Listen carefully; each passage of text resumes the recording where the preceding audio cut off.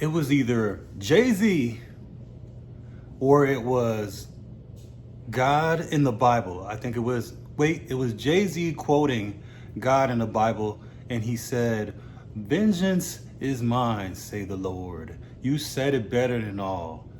Ironically, it was in a song named Lucifer, but let's just carve out this little piece right here because this is the connection between Jay-Z, Lil Durk, and this verse that I'm over here talking about, both verses, all right?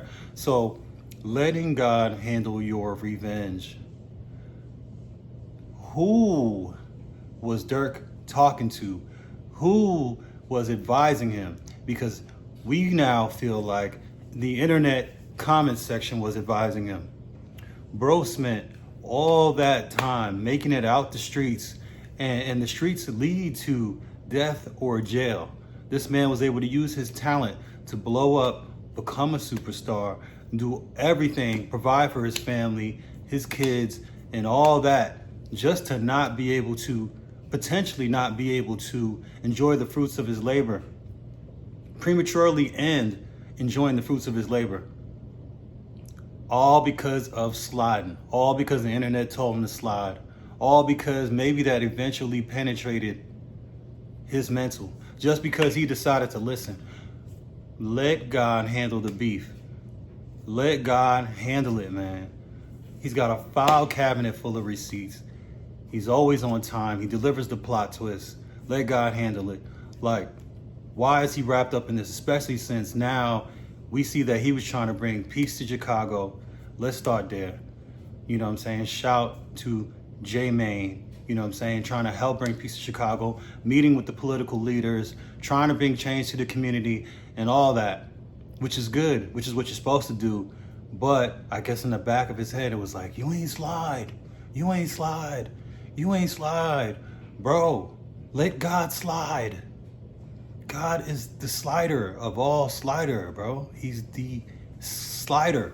He's the most slidiest slider of all time. And it's like, now, you know, he might not be able to, you know, see the light after all this time. So I wanted to relate this kind of like to our lives. And it's like, I also think about, you know, forgive them for they know not what they do. Because when you think back when you were younger and whatever it is that you were doing when you were younger, you're like, that was dumb. But at the time, you might have still thought it was dumb, but you didn't really understand the repercussions or whatever it was of things you were doing. And this is not only bad stuff, this is just stuff that you were doing that wasn't good for you. Like the way you ate, the way you didn't study, the way you didn't, you know, put your schedule together so that you can get out of school in time, the way you didn't pick your major correctly. Like we knew what we were doing and we knew what we weren't doing, but we didn't fully get it. Like when someone handed me a credit card and said, hey, you can have this credit card and I'll give you a free t-shirt. I was like, cool, free t-shirt, free money. But nobody really said like, hey, if you take this free t-shirt, you might not be able to get a house when you're ready to get a house because you're gonna go fumble it. You're gonna fumble the bag, fumble your credit. And that's why they're over here selling it to 18-year-olds, because they don't really understand what's going on. You know? And at the time, the only source of information that we really had was encyclopedias. Imagine no Google search, no Chat GPT, no TikTok, no Facebook. The only thing that you could use to get information was an encyclopedia. It was A through Z. So however many letters that is, I don't want to sound stupid on the internet. If it was in there, then you knew about it. If it wasn't in there, then you didn't know about it. You had to watch the news and you kind of consume whatever it was that they delivered to you. So most times we knew not.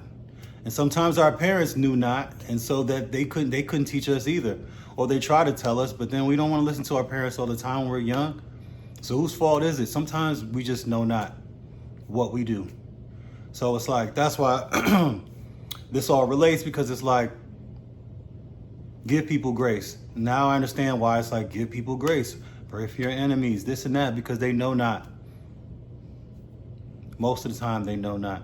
But then, you know, that's why you're supposed to learn from your mistakes, and that's why you let God handle the revenge. because he understands fully what's going on. Later on, they might understand how dumb that shit was. Pardon my language for those people who don't like French.